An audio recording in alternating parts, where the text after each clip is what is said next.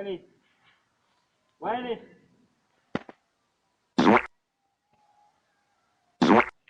Wani?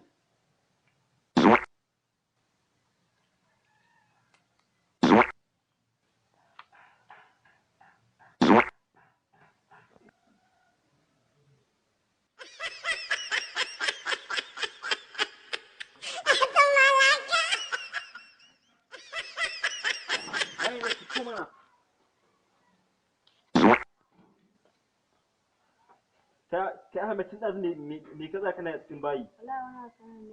A sami abu a cikin toilet? A cikin toilet fa?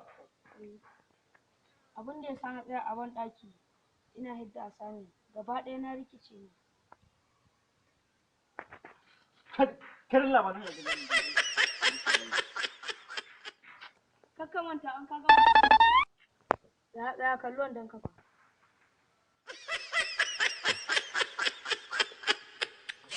Ku